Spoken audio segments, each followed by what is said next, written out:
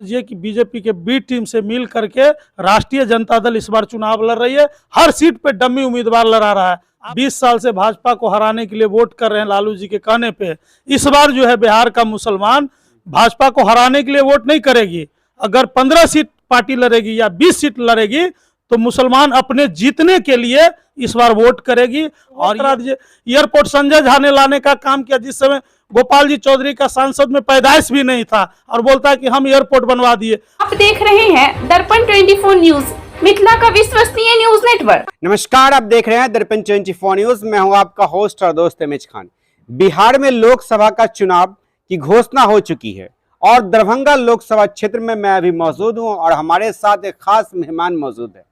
उस मेहमान से हम बात करेंगे लोकसभा चुनाव को और भी ट्विस्ट देने के लिए। वो हमारे साथ बैठे हैं। खुलासा होने से पहले बता दूं कि दरभंगा में लोकसभा चुनाव त्रिकोणीय होने वाला है, जबकि बिहार में 1-to-1 fight NDA versus India की है।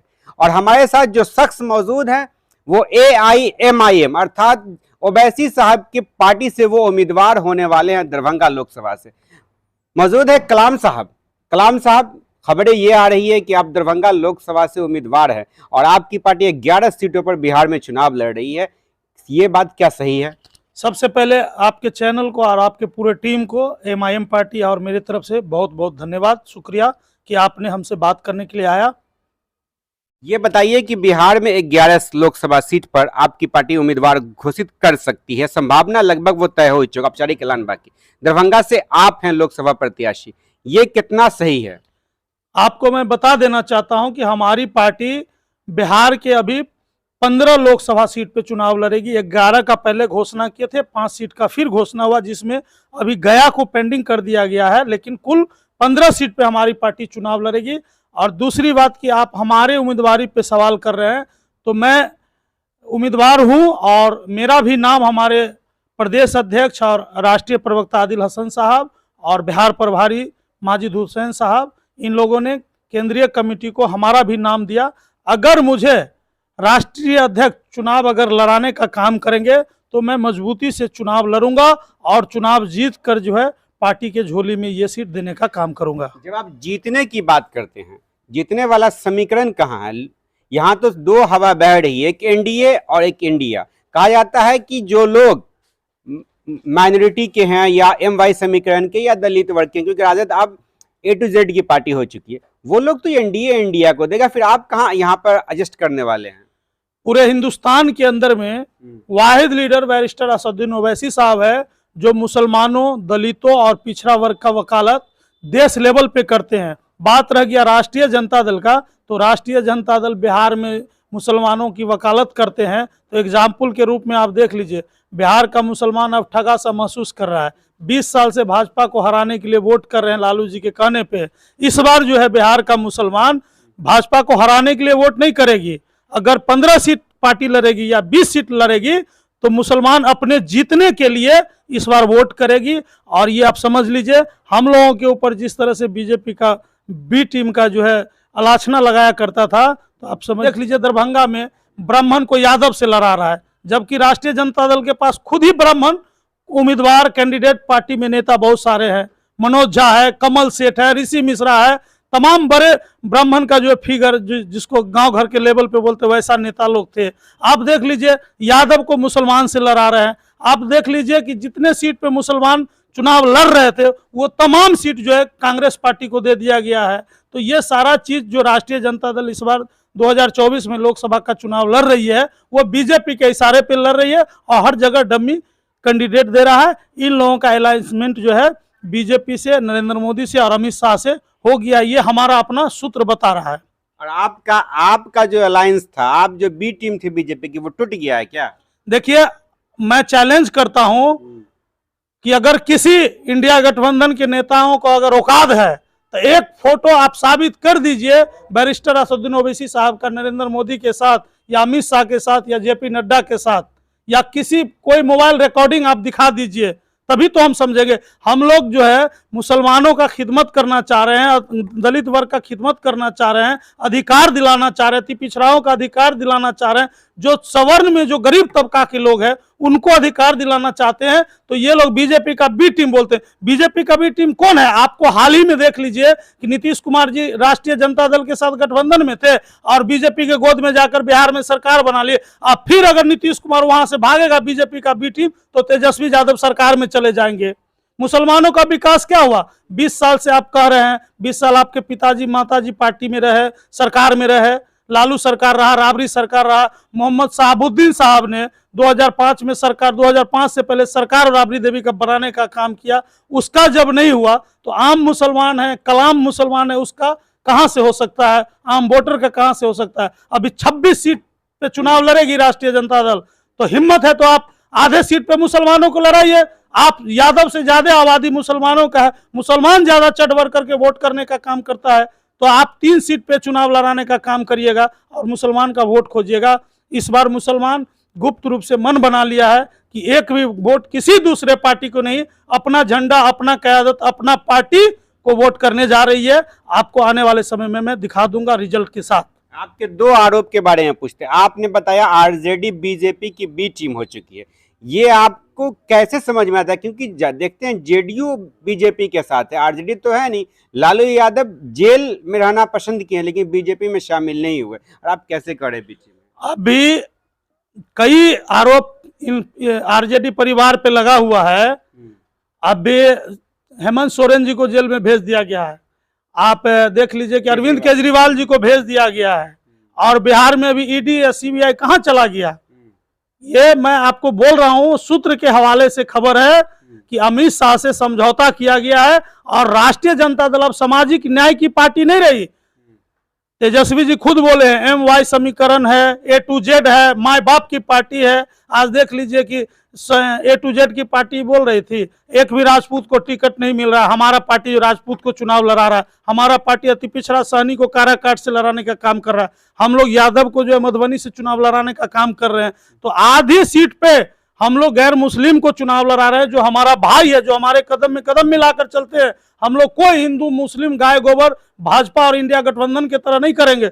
जिस चीज को अधूरा कांग्रेस पार्टी ने छोड़ दिया उसी चीज को पूरा भाजपा कर रही है।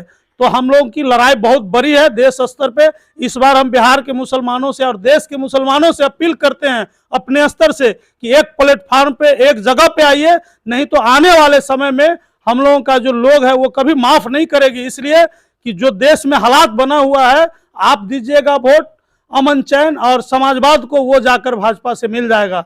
और बैरिस्टर असदुद्दीन ओवैसी साहब वाहिद लीडर है कि अपना सर कलम करा सकता है, लेकिन बीजेपी से समझौता नहीं करा सकता है। उसी तरह दरभंगा में मोहम्मद कलाम है, सर कलम करा सकता है, भाजपा से समझौता नहीं कर सकता है। उसी तरह किशनगंज में अख्तरुल ईमान है, वो भी अपना सर कलम करा सकते हैं, बीजेपी से समझौता नहीं कर सकते हैं। हम लोग निश्चित रूप से मजबूती से लड़ेंगे, लड़कर जीतेंगे, और जीत कर जो है जो खिदमत होगा ईमानदारी से जनताओं का करेंगे। आज देख लीजिए दरभंगा का विकास के नाम पे जो है यहाँ का सांसद ढकोसला किए हुआ, ये ओवरब्रिज का शिलान्यास करा दिए, वो करा दीजिए। एयरपोर्ट संजय झा ने लाने का काम किया, जिस समय गोपाल जी चौधरी का सांसद में पैदाइश भी नहीं था, और बोलता है कि हम एयरपोर्ट बनवा दिए। अभी एक जल जमाव होता है तो पूरा दरभंगा जिला जो है से डूब जाता है। अभी हम लोग का मोहल्ला अभी पानी सड़क पे लगा हुआ है। एक भी बड़ा सा कोई डेवलपमेंट का काम, एम्स के बारे में इनके नेता प्रधानमंत्री बोलते कि एम्स बन करके तैयार है।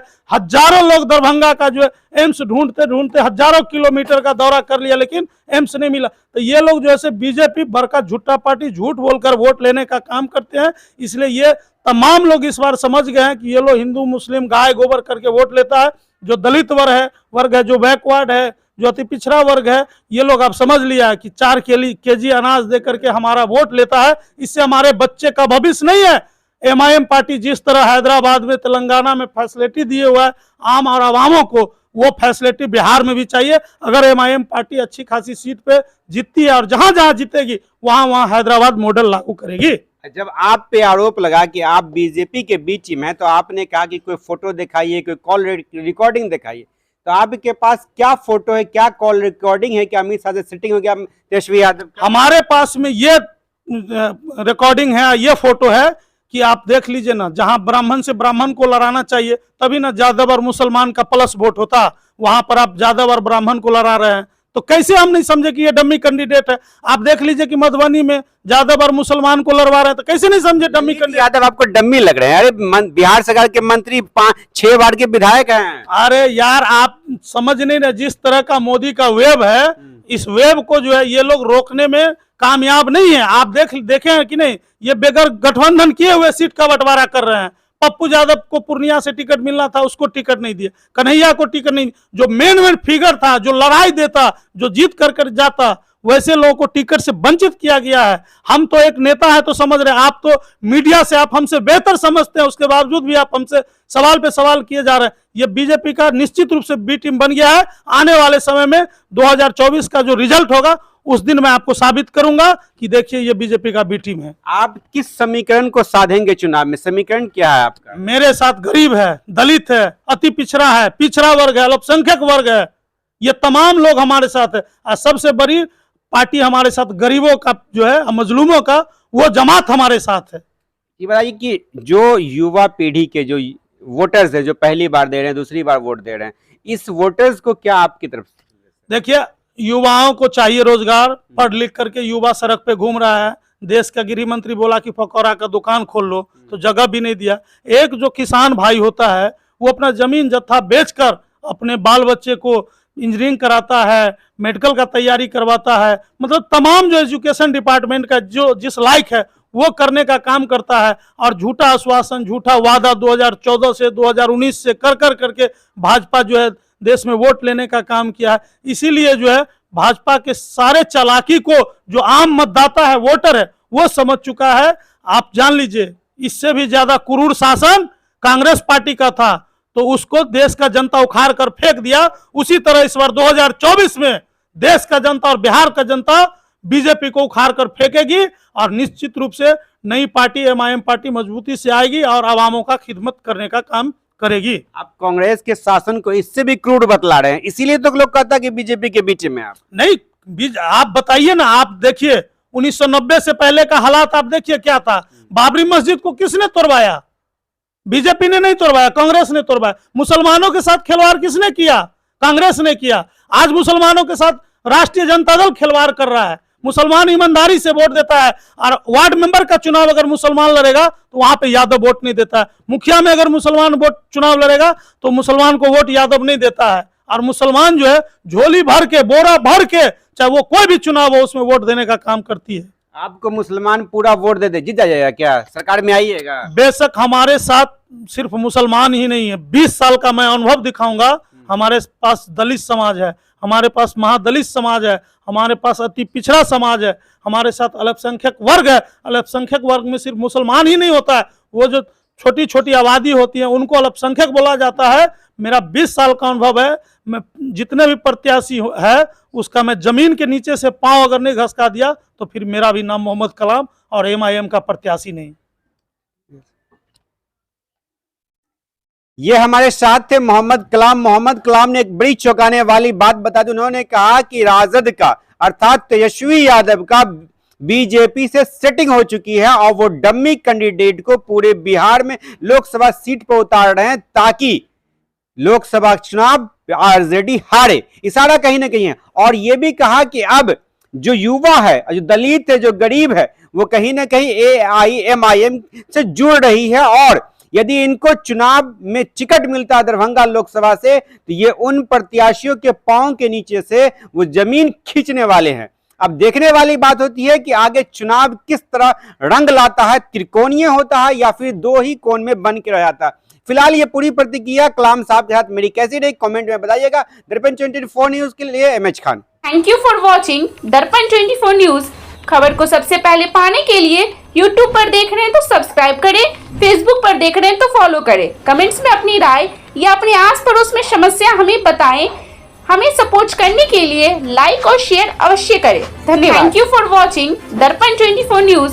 खबर को सबसे पहले पाने के लिए यूट्यूब पर देख रहे हैं तो सब्सक्राइब करें, फेसबुक पर देख रहे हैं तो फॉलो करें। कमेंट्स में अपनी राय या अपने आस पड़ोस में समस्या हमें बताएं। हमें सपोर्ट करने के लिए लाइक और शेयर अवश्य करें। धन्यवाद।